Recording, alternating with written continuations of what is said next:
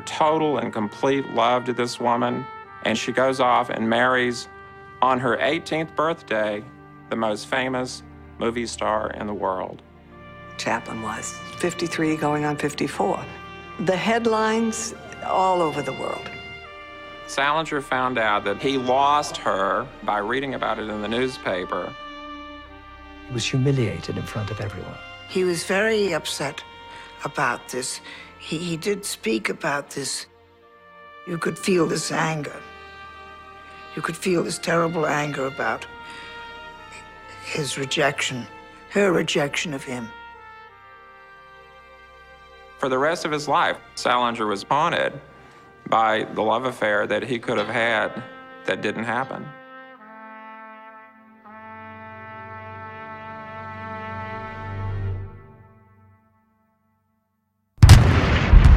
The Second World War created J.D. Salinger. It's the ghost in the machine of all the stories. Well, I think in the beginning, Jerry felt very patriotic. I remember he said it was extraordinary, to feel that he was part of something doing good in the world. Of all the days for someone to be initiated to combat, Salinger's was D-Day. On D-Day, Salinger was carrying 6 chapters of Catcher in the Rye. He told Whit Burnett that he needed those pages to help him survive. Salinger was in a landing craft coming in towards Utah Beach. Shells were flying. The artillery shells were coming in.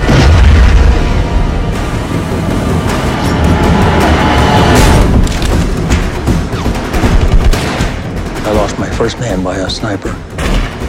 Shot right between the eyes. You take a quick look, you know that's it, and you're off.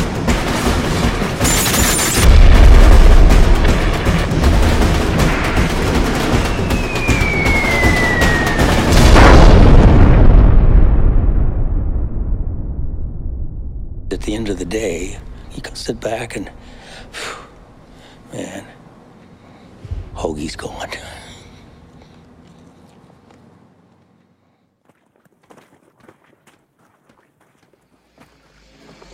The Americans thought that landing would be the hardest thing. The day after D-Day, that's when the fighting really started, when the 4th Division that Salinger belonged to went into the ancient fields and hedgerows. They learned basically that everything that they learned in basic training didn't apply.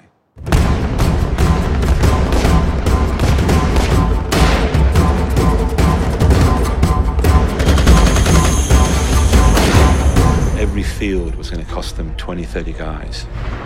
One field, 100 yards by 100 yards, would sometimes cost a whole platoon. Killing ground, absolutely. For us, it was just like a meat grinder.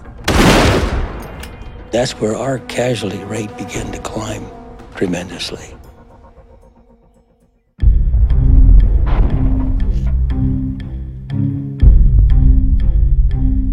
Salinger was a part of the Counterintelligence Corps, whose job it was to interview enemy prisoners and civilians. Salinger played a very important role. GIs, young guys in squads, being asked to attack a village. They wanted to know every single thing they could possibly know about that village. Where the machine gun nests were, where the alleyways were, where the avenues of fire were. Men like Salinger, their job was to provide information that would have kept more of those guys alive.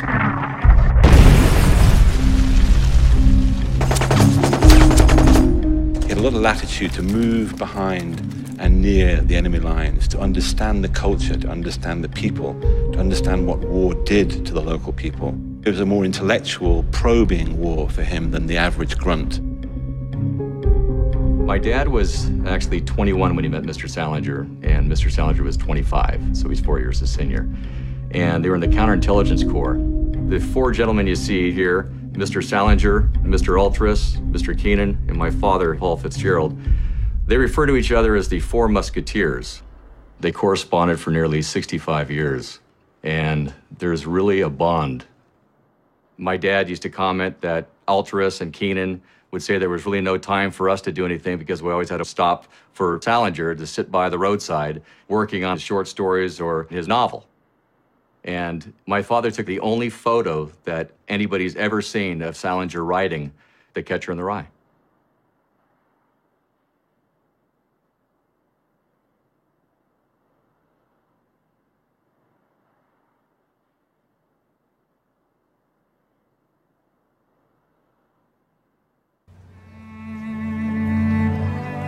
I took 5 students to Princeton. They wanted to see what they could find, what they could discover of Salinger at Princeton Library. After we got into the reading room, we turned the last page of something and came across a 3 by 5-inch light green spiral notebook-bound paper. And I remember at that moment everybody's pulse sort of jumped because it was handwritten. Ostensibly, it was written by Salinger about the Allies coming into Paris.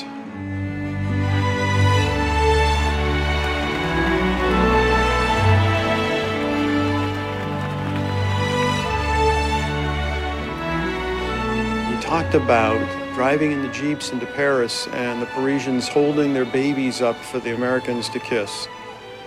And he said that you could stand on the hood of your Jeep and take a leak on it, and it wouldn't matter, it would be okay. Anything you did would be fine.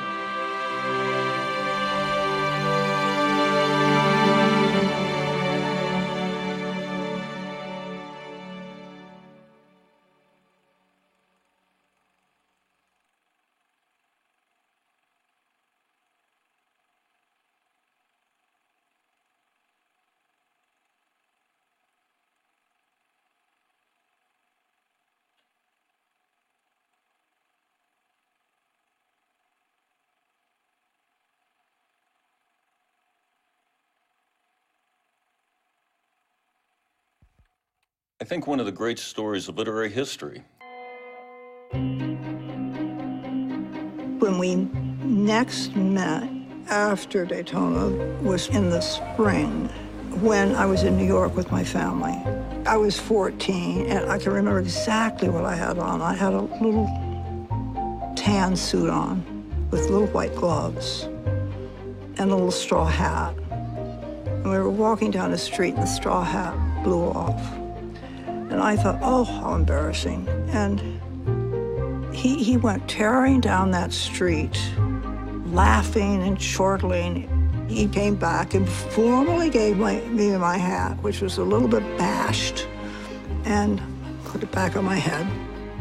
And he laughed about it for about 15 minutes. This is one of the letters that Jerry sent me. He was at the time writing The Catcher in the Rye. He felt nervous about Holden's language.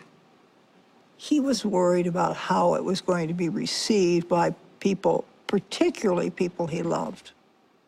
He wanted people to know, absolutely, that he was trying to write a good book, not just a bestseller, a good book.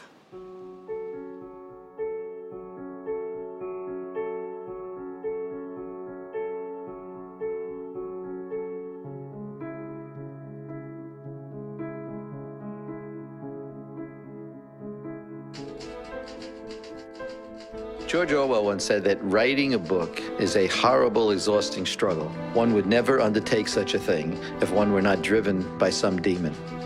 And it looks to me that he had demons that he was exorcising.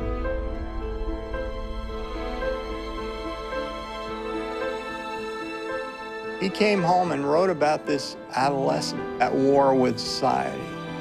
That's when he found the real Jerry Salinger voice, so that he was Holden Caulfield, and he was able to transmit that onto the page so that you get a real feel of the frustration of every kid that age. Jerry said there was a great deal of Holden in him. Holden was rejecting the whole world of his parents. He hated these prep schools that he had gone to. He had disdain for all these people. Wealth, fame, career, possessions, possessions, possessions. Salinger saw America as this shopping center that has lost its mind. It's lost its soul. He hated phoniness. He just hated it. Is it possible to grow up and not sell out? They're all there. All of the Salinger diatribes and all of his prejudices are all in that book. He didn't spend just 10 years writing that book. And he spent 30 years writing Catcher in the Rye, because everything in his life up to that point was funneled into that book. A book takes the time that it needs, and you don't have a choice about it. But don't worry, novels grow in the dark. Very reclusive father, J.D. Salinger. Do you think, Peggy, he ultimately went into writing so he could create characters or create his own universe where people met his expectations? I personally think that that is certainly what's going on. I sat and cried reading that book. And I don't know how much of her book is really true and how much isn't. But I think it's the saddest thing I ever read.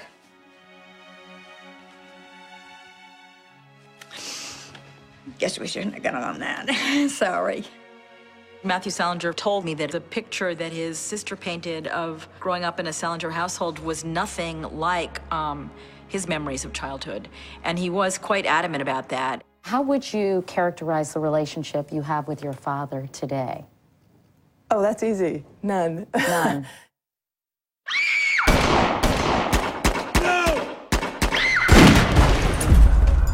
As a police officer in the 20th Precinct, we got a report of shots fired at 1 West 72nd Street.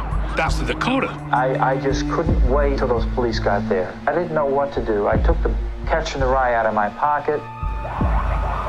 There was a man standing in the street saying that's the man doing the shooting. So I drew my gun, grabbed Chapman, and I put him up against the wall. And here is John Lennon being carried out by 2 police officers from my precinct. And at eye level, I see John Lennon's face with his eyes closed and blood coming out of his mouth. They decided to put him in the radio car and take him to the hospital immediately, try to save his life. So I handcuffed Chapman. I looked down on the ground. I said, "Are these your clothes?" He says, "Yes." And the book, too. And I look at the book, it's Catcher in the Rye. I was literally living inside of a paperback novel. J.D. Salinger's The Catcher in the Rye. We have to remember the things we produce symbolically and in language. We have no control over what happens to them once we let them go. Salinger put his depression into Holden. It's almost like black magic. Some of his depression may go away, but the character lives. And there are some readers who will take the depression out of the character into themselves. The conversation Salinger creates between himself and the reader is so close that if you misread it, you read Holden's antipathy to the culture as license to kill. To have the book with him, he was right there with J.D. Salinger, right there with Holden. Holden wasn't violent, but he had a violent thought of shooting someone. The word kill is used a lot in the book. This is my people shooting hat. I kill people in this hat. The word phony is used over 30 times in the book. Chapman read an article in Esquire magazine. The theme of the article was John Lennon was a sellout. John Lennon was a phony. I say to myself, that phony, that bastard. If you are reading the book through a distorted lens, you feel so acutely Holden's powerlessness, and you say, yeah, I feel powerless too. John Lennon was talking to a nobody, just signed an album for a nobody. And look at this guy, he's a big rock star and he comes in a limousine and... Look, he's a phony. You want me to teach you what reality is? Bang. Mark David Chapman wrote me a letter that I should read Catcher in the Rye to understand why he committed this murder. He reads that novel in open court when he is sentenced. This is my statement, underlining the word this. If one person used something I had written as their justification for killing somebody, I'd say, God, people are crazy.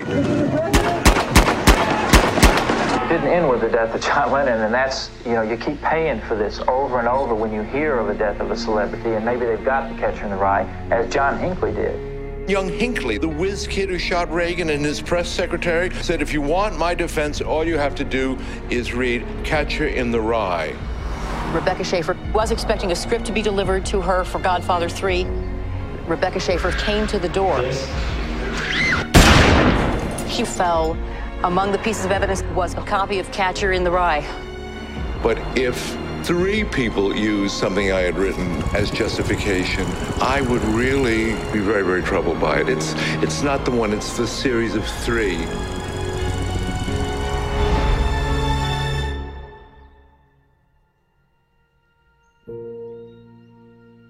I would see him downtown and I'd say hi, and he'd walk right by and not even say hi.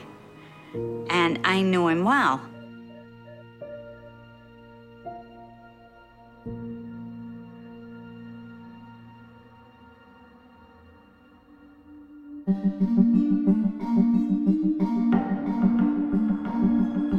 I was talking to a friend who owned a bookstore, and I told him, I said, I'm really thinking I'll just go up to New Hampshire and find J.D. Salinger. And he says, yeah, well, I think you ought to call up NASA and bum a ride on the next space shuttle, too. Well, the minute you go into town and you say J.D. Salinger, everybody becomes your enemy. This one lady in the shop would not sell me an ice cream cone. So I thought, ooh, not my friendliest place. The owner of the market suggested that I write a note, that I didn't need a mailing address, just leave it at the post office. I bought a notebook, went outside, sat on the curb, wrote a note. I was determined not to go to his property. I wasn't going to cross that river. I thought if he came in voluntarily to where I was, that no one could ever say with any truth that I had sabotaged the man, that I had waylaid him, or any of those things. So I was ready. Sat down where I said I would be and waited. He doesn't have to go down and meet her in her Pinto. If he really wants to protect his seclusion that much, he doesn't go. And so here he came. He walked across the bridge. I didn't know what to expect. We've all seen that photograph on the back of the book. You expect people to age, but somehow it's not the same as seeing it. There he was, and I was shocked. He was as tall as I thought he would be, but he had snow-white hair, and I was not prepared for that. We shook hands, and he said, if you're a writer, you need to quit that newspaper. Newspapers serve no purpose. And he said publishing was the worst thing a person could do. He insisted that he was working, that every writer should write for their own reasons, but it should be for themselves alone. The only important thing was the writing, according to J.D. Salinger. What is he writing about? He said, I will say this. It is of far more significance than anything I ever wrote about Holden. He said, I have really serious issues that I am trying to tackle with these new writing projects. And he always said writing. I persisted. I wanted to know if he was writing a sequel to The Catcher in the Rye. And he became rather annoyed, agitated. And so I finally just put the notebook down, put my pen down, and looked up at him and said, why did you come here? He lost some of his intensity, uncrossed his arms, and he said that he thought writing Holden was a mistake.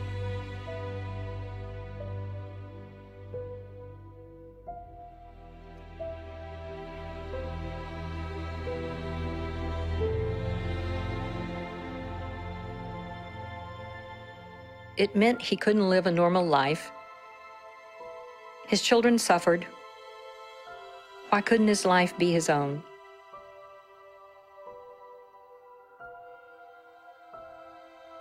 Then he turned around and stalked off. And so I watched him walk away, and I took the photo of him walking back toward the bridge. It was just the personification of his attitude. Just leave me alone.